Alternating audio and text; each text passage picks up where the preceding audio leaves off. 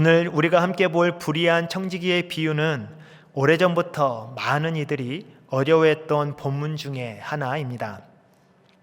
읽을 때마다 선뜻 방향이 잘 잡히지 않고 학자들 사이에서도 의견이 쉽게 모이지 않을 만큼 해석에 어려움이 있는 본문입니다. 특히 불의한 청지기의 행동이 분명 옳지 않음에도 예수님께서는 그를 지혜롭다 칭찬하신 그 부분이 이 본문을 더욱 복잡하게 만듭니다. 그런데 이 비유를 조금 다른 관점에서 바라보면 말씀의 흐름이 조금 단순해집니다. 비유의 관심을 불의한 청지기의 그 행동에 두는 것이 아니라 이 말씀을 듣고 있는 제자들에게 두는 것입니다. 예수님께서는 비유를 통해 불의한 사람을 옳다고 하신 것이 아니라 하나님의 백성이라 부르는 제자들이 무엇을 바라보고 살아가고 있는지를 묻고 계시는 것입니다. 김병사 목사님의 그 표현을 빌리자면 이 시대의 아들들을 대표하는 그 청지기를 칭찬한 것이 아니라 빛의 자녀들이 현실을 읽어내는 그 지혜를 잃어버린 것을 드러내는 말씀이다라는 것입니다. 이 관점이 잡히면 본문은 전과는 조금 다른 방향으로 읽어지게 됩니다. 이야기의 줄거리는 어렵지 않습니다. 한 부자의 재정을 맡은 청지기가 있었습니다. 재물을 온전히 청지기에게 맡긴 것으로 보아 부자는 그 청지기를 신임한 듯 합니다. 그런데 어느 날 좋지 않은 소문이 들립니다. 청지기가 주인의 재산을 낭비한다는 것이죠. 주인은 그를 불러 사실 확인을 했고 더는 직무를 맡길 수 없다고 판단했습니다. 그리고 그를 이제 더 이상 그 일을 맡기지 못하게 말을 하면서 너의 일을 정리할 시간을 주겠다라고 말합니다. 이때 청지기는 고민에 빠집니다. 앞으로 어떻게 살아야 할지, 무엇으로 생계를 이어갈지 고민합니다. 힘든 노동은 자신에게 맞지 않고 그렇다고 사람들에게 기대어 살아가는 것도 선뜻 내키지 않았습니다. 그때 그는 자신의 그 남은 시간을 이용해 주변 사람들과 좋은 관계를 미리 만들어 둬야 되겠다라는 생각을 합니다. 그래서 주인에게 빚진 자들을 불러 그들의 문서를 다시 작성하게 합니다. 기름 100말은 50으로, 밀 100석은 80으로 쓰게 합니다. 뜻밖의 감면을 받은 사람들은 놀라움과 고마움으로 청지기를 바라보았습니다. 그런데 문제는 여기서 시작됩니다. 이미 해고 통보를 받은 그 청지기가 주인에게 더 많은 손해를 끼친 것입니다. 분명히 여기엔 더 무거운 책임과 체벌이 따라야 되는데 주인은 이 모든 사실을 알고도 그를 꾸짖지 않고 도리어 칭찬한 것입니다. 8절 말씀을 저희 같이 한번 읽어보겠습니다. 주인이 이 옳지 않은 청지기가 일을 지혜 있게 하였으므로 칭찬하였으니. 주인은 무엇을 보고 칭찬한 걸까요? 무엇을 지혜롭다라고 한 것일까요? 왜 이 비유를 제자들에게 들려주셨을까요? 이것이 이 비유의 해석을 어렵게 하는 부분입니다. 불의한 청지기는 주인에게 빚진 자들을 불러 그들의 빚을 탕감해 주었습니다. 오늘 본문에는 2명만 소개하고 있지만 이들은 가장 빚을 많이 진 사람들 중에 한 사람들이고 어쩌면 더 많은 사람들의 빚을 탕감해 주었을 것입니다. 그는 왜 이런 일을 했습니까? 이제 너가 하던 일을 셈하라. 더는 청지기의 직무를 하지 못하리라. 라는 이 주인의 명령 때문입니다. 이 말은 청지기에게 단순한 해고 통보가 아니었습니다. 그의 마지막을 정리해야 되는 문장이었고 인생의 종말을 알리는 한 문장이었습니다. 곧 그의 시간이 끝난다라는 선언이었고 이제 정리할 시간밖에 남지 않았다라는 의미였습니다. 그제야 이 청지기는 정신을 차립니다. 그동안 아무렇지 않게 마치 자기의 소유인 것처럼 사용했던 모든 것이 사실은 주인의 것이었다라는 사실을 깨닫게 된 것입니다. 여러분, 우리 인생에도 이렇게 한 문장이 모든 것을 뒤흔들 때가 있습니다. 멀쩡히 건강검진을 받으러 갔다가 의사에게 듣는 그 한 문장이 어제까지와 전혀 다른 인생의 시간을 맞이하게 합니다. 어제까지는 당연하게 여겼던 하루, 당연하게 여겼던 호흡, 그리고 당연하게 여겼던 건강이 단숨에 말미가 됩니다. 얼마 남지 않았다라는 그 사실 앞에서 사람은 비로소 자기 인생을 되돌아보게 됩니다. 그래서 성경은 이 비유 전체에 종말적 그림을 깔아 놓습니다. 평소에는 생각지 않고 그냥 살아갑니다. 그냥 오늘 즐거운 것, 지금 행복한 것, 유쾌한 것에 나의 마음을 빼앗기고 이것이 전부인 것처럼 하루를 살아가는 것입니다. 그런데 그 한 문장의 선언 앞에서 사람은 마침내 생각하기 시작합니다. 여기서 끝이라면 이 다음은 무엇이 있을까? 그때야 마음에 깊은 생각을 하게 됩니다. 죽음 이후에는 무엇이 있을까? 그 너머에는 어떤 삶이 있을까? 평생 돈이 전부라 믿었던 사람도, 자리와 성공이 전부라 여겼던 그 사람도 그 순간에는 다음을 생각합니다. 평소에는 한 번도 떠올리지 못했던 질문이 그때 마음에 들어옵니다. 불의한 청지기도 마찬가지였습니다. 평소에는 재산을 자기 것처럼 사용했지만 주인의 그 말이 떨어지는 순간 그는 깨달았습니다. 내가 맡았던 모든 것이 드디어 끝났구나. 그제야 그는 자신이 가야 할 그 다음을 생각하기 시작합니다. 그리고 지금 남은 시간을 그 다음을 위해 사용하기 시작했습니다. 이것이 그의 지혜입니다. 지혜롭기 때문에 일이 옳았다라는 말이 아니라 자신에게 남은 시간을 읽어낸 그 지혜가 있었다라는 말입니다. 여러분, 우리는 어떻게 살고 있습니까? 우리에게도 분명 끝이 있습니다. 평생을 숨가쁘게 살아가다 어느 날 문득 내 인생도 얼마 남지 않았다라는 그 깨달음이 찾아오면 우리는 그때서야 무너지기 시작한 마음 위에 정말 중요한 질문을 세우기 시작합니다. 나는 무엇을 준비하고 있는가? 나는 어디로 가고 있는가? 죽음은 끝인가? 아니면 시작인가? 몇 해 전 삼성생명의 그 한 광고가 많은 이들에게 깊은 감동을 주었습니다. 건강검진을 받은 그 사람들이 일주일이 지나 다시 병원을 찾아왔습니다. 차례를 기다리는 그 사람들의 얼굴에는 조금 긴장감이 묻어납니다. 잠시 후 한 사람이 진료실로 불려 들어갑니다. 의사는 검사 결과지를 보고 설명하는 것이 아니라 그 검사 결과지를 두고 밖으로 나갑니다. 조금 당황한 그 검사자는 앞에 놓여있는 그 결과지의 첫 페이지를 넘깁니다. 당신에게 남은 시간은 1년 6개월입니다. 그 말이 떨어지는 순간 상담받던 사람의 몸은 굳어버립니다. 놀람과 두려움이 그 얼굴에 가득합니다.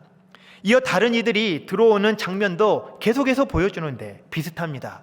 당신에게 남은 시간은 8개월입니다. 당신에게 남은 시간은 6개월입니다. 사람들은 모두 그 결과지의 첫 장을 보고 말문이 막힌 듯 의자에 그대로 굳어 있습니다. 표정에는 이제 내가 어떻게 해야 하나 하는 그 복잡한 심경이 그대로 드러납니다. 삶이 갑자기 멈춰버린 듯한 순간입니다. 그리고 이제 무엇이 문제인지 상세한 설명이 기록된 그 뒷장을 넘겨봅니다. 거기에는 일주일 전 문진표를 통해 당신은 평소에 어떻게 시간을 보내고 있나요에 대한 그 분석이 담겨 있습니다. 몇 시에 퇴근하세요? TV는 얼마나 보세요? 친구들과 보내는 시간은 얼마나 되나요? 당신의 인생에서 그 시간들을 빼면 당신에게 남은 가족과 함께할 시간이 됩니다. 무슨 말이냐면 당신에게 남은 시간이 됩니다라는 그 사이에 당신에게 남은 가족과 함께할 시간이 1년 6개월이다라는 말입니다. 박명순 씨라고 나온 분은 평소의 그 수명 기준 앞으로 32년이 남았다라고 합니다. 거기에서 일하는 시간이 10년, 자는 시간이 9년 11개월, TV 및 스마트폰을 보는 시간이 4년 2개월, 그리고 그 외에 혼자 보내는 시간이 7년 2개월. 그렇지만 가족과 함께할 시간은 9개월밖에 되지 않는답니다. 검진 결과에 나와 있는 그 시간은 당신께 남아있는 시간이 아니라 앞으로 가족과 실제로 함께 보낼 수 있는 시간이었습니다. 사람들은 그제야 눈을 크게 뜹니다. 놀라움과 당혹감이 새로운 의미로 다가옵니다.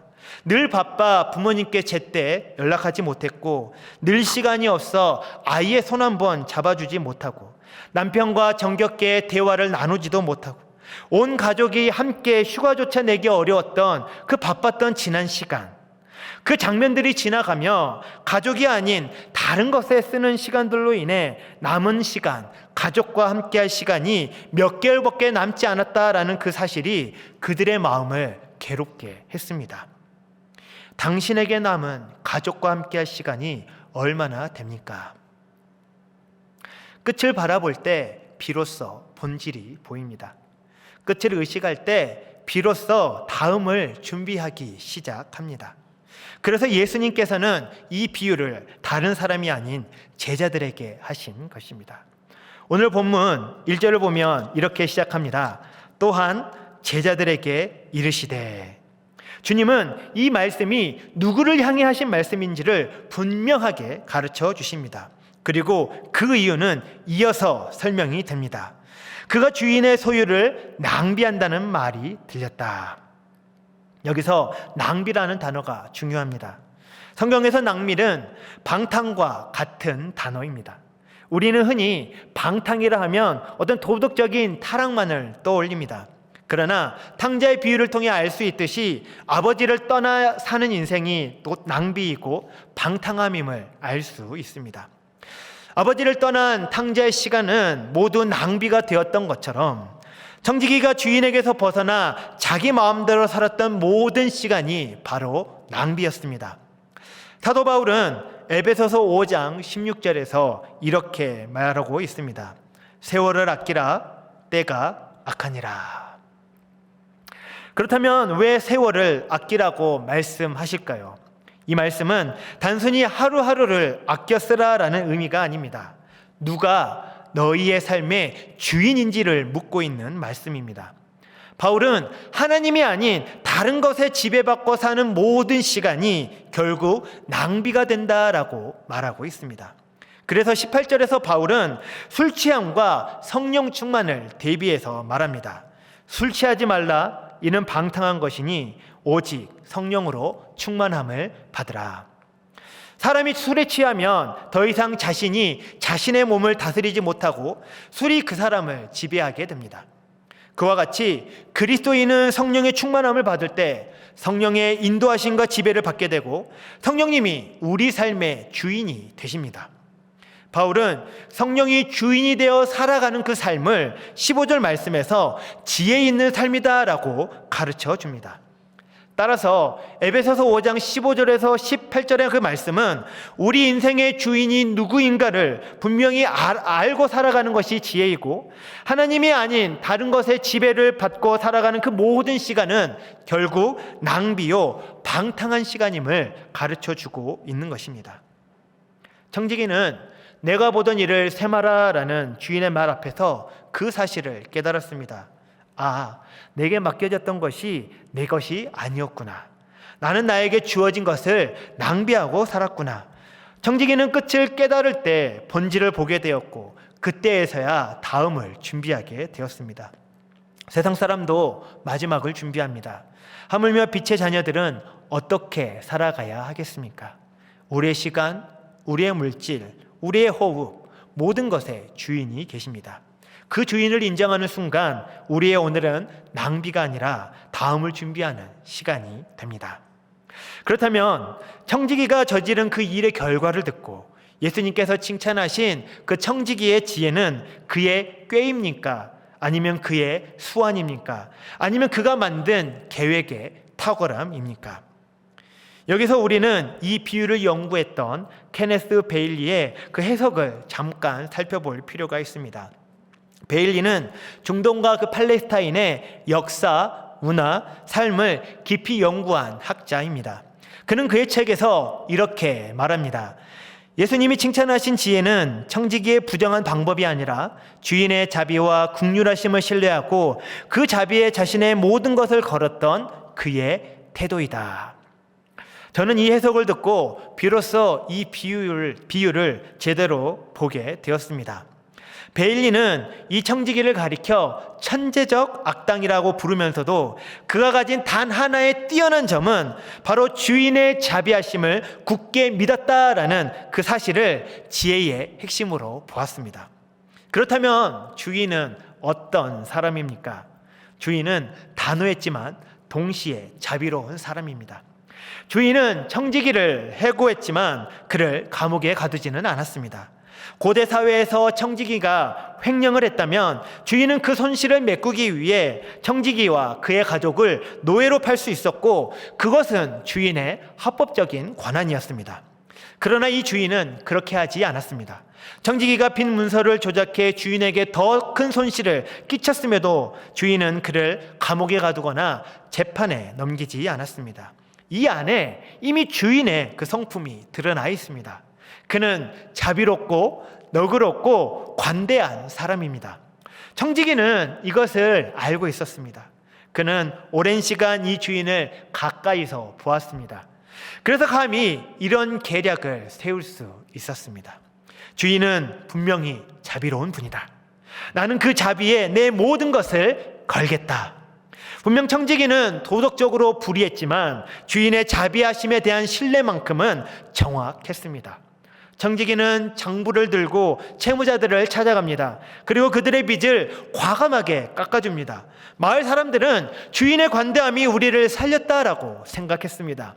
청지기가 해고되었다라는 사실을 아무도 몰랐기에 빚을 탕감받은 사람들은 그것이 주인의 명령이었다라고 확신했고 각자 집으로 돌아가 기쁜 소식을 나누었을 것입니다. 어쩌면 그날 저녁 많은 집에서 기쁨의 잔치가 열렸을 것입니다. 이런 일이 생기면 온 마을이 떠들썩합니다. 사람들은 한 목소리로 주인을 칭송하고 이 일을 집행한 청지기를 칭찬했을 것입니다. 이제 주인은 두 가지 선택 앞에 놓이게 됩니다. 첫째는 주인은 마을에 나가서 이렇게 말할 수 있습니다. 청지기가 한 모든 일은 내 명령이 아니다. 모두 무효다. 빚을 원래대로 갚아라. 그러면 어떻게 될까요? 사람들은 실망합니다. 지금까지 주인이 쌓아온 그 명예와 관대함은 한순간에 무너질 것입니다. 둘째로 그는 이렇게 말할 수 있습니다. 그래, 내가 그 손해를 감당하겠다. 너희는 이 은혜를 누려라. 주인은 무엇을 선택했습니까? 주인은 그의 성품대로 자비를 선택했습니다. 그래서 청지기도 칭찬을 받고 주인도 영광을 받게 됩니다. 이 모든 일이 가능했던 이유는 단 하나, 청지기가 주인의 그 자비하심을 믿었기 때문입니다. 베일리는 그의 책에서 이렇게 결론을 내립니다. 청지기는 너그러운 주인의 끝없는 자비만이 자신의 유일한 희망임을 알아차릴 만큼 똑똑했다. 그의 도덕성은 엉망이었지만 그의 신뢰는 정확했습니다. 그는 주인의 자비하심에 자신의 인생을 걸었습니다. 그 자비를 의심하지 않았습니다. 그래서 예수님께서 말씀하신 칭찬은 청지기의 꾀를 칭찬한 것이 아니라 그가 주인의 자비를 신뢰한 그 믿음을 칭찬한 것입니다. 그리고 이 말씀은 지금 비유를 듣는 제자들 그리고 우리에게 주어지는 하나님의 음성이기도 합니다. 여러분, 이 비유 속의 주인은 누구입니까? 예수님은 이 주인을 통해 하나님 아버지를 보여주고 계십니다. 하나님 아버지는 우리의 불의와 방탕과 연약함에도 불구하고 우리를 정죄하기보다 용서하시고 버리기보다 품어주시고 떨어져 나간 자리에서도 다시 불러 은혜를 베푸시는 분이십니다. 우리는 얼마나 많이 넘어집니까? 얼마나 자주 흔들립니까? 그런데도 하나님은 우리를 버리시는 분이 아니라 다시 붙잡아 주시는 자비로운 아버지이십니다. 우리는 이제 가장 중요한 질문 앞에 서게 됩니다. 왜 예수님께서는 이 비유를 제자들에게 들려주셨을까요? 왜 이 불의한 청지기의 이야기를 주변 무리가 아니라 제자들에게 직접 말씀하셨을까요? 그것은 단순히 삶의 지혜를 가르치기 위함이 아니라 하나님 나라의 백성인 제자들에게 결정적인 한 가지를 묻기 위함입니다. 너희에게도 이 청지기처럼 주인의 자비를 신뢰하는 그 믿음이 있느냐? 예수님은 제자들에게 이렇게 물으십니다. 너희는 무엇을 의지하며 사느냐? 너희는 무엇을 붙잡고 살아가느냐? 너희의 미래는 누구의 손에 있다고 믿느냐? 그리고 너희는 그 하나님의 자비하심을 얼마나 신뢰하느냐? 청지기의 삶은 분명 불의했지만 단 하나만큼은 정확했습니다. 주인은 자비롭다. 주인은 긍휼이 많으시다. 그 자비만이 나의 유일한 길이다. 그 믿음 때문에 그는 주인의 앞에 서는 것을 두려워하지 않았고 그 자비하심을 향해 마지막 걸음을 내딛었습니다. 예수님은 바로 이 지점을 우리에게 보여주시는 것입니다. 하나님의 자녀라 고백하는 우리에게도 그와 같은 신뢰가 있느냐는 것입니다. 우리의 연약함에도 불구하고 우리를 정죄하기보다 살리기를 기뻐하시는 하나님의 자비하심을 정말 믿고 있느냐라는 것입니다. 그래서 예수님은 이 비유를 통해 우리 모두에게 이렇게 초대하고 계십니다. 하나님의 자비를 의지하고 그분께로 나아오라. 너희의 미래를 하나님의 은혜에 두어라. 주인의 자비를 신뢰한 청지기처럼 하나님의 긍휼을 붙잡고 걸어오라. 내가 너희를 구원하리라. 말씀을 정리합니다.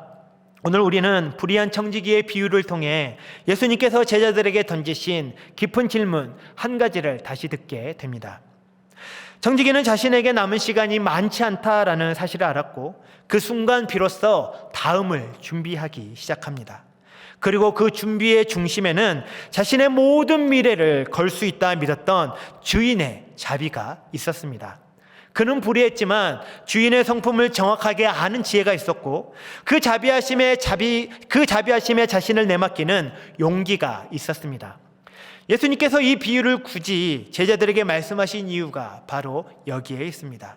하나님의 백성이라 부르는 너희에게도 이와 같은 신뢰, 이와 같은 믿음이 있느냐? 주인이 어떤 분이신지를 알고 그분의 자비와 긍휼에 나를 맡기는 그 믿음을 지금 우리에게도 묻고 계십니다. 청지기의 지혜는 미래가 불투명할 때 오히려 주인의 성품을 붙잡았다는 데 있었습니다. 우리 역시 인생의 길 위에서 명확하지 않은 내일을 마주할 때에 우리 힘으로 계산할 수 없는 그 시간을 지나갈 때에 그분의 자비하심을 신뢰하며 그 앞에 머무를 수 있어야 합니다. 하나님 아버지는 불의와 연약함 속에서도 우리를 버리지 아니하시고 다시 붙잡아 주시고 다시 사랑하시고 다시 은혜를 베푸시는 분이십니다. 우리가 무너질 때마다 그 자리에서 끝을 말하시는 분이 아니라 그 자리에서 다시 시작하도록 부르시는 분이십니다. 그 자비하심이 우리를 여기까지 이끌어왔고 앞으로의 걸음도 인도하실 것입니다. 그러므로 사랑하는 여러분, 우리의 남은 시간과 우리의 걸음이 하나님의 자비하심을 향해 열려 있기를 바랍니다. 이 땅에서 허락된 그 날들을 주님의 은혜를 신뢰하는 마음으로 걸어가며 그분의 품 안에서 미래를 준비하는 사람이 되시기를 소망합니다. 주님의 자비는 여전히 우리를 향해 있고 그 자비 안에서 우리는 오늘도 다시 일어설 수 있습니다. 그 믿음이 여러분의 삶을 붙들어 주기를 주님의 이름으로 축복합니다.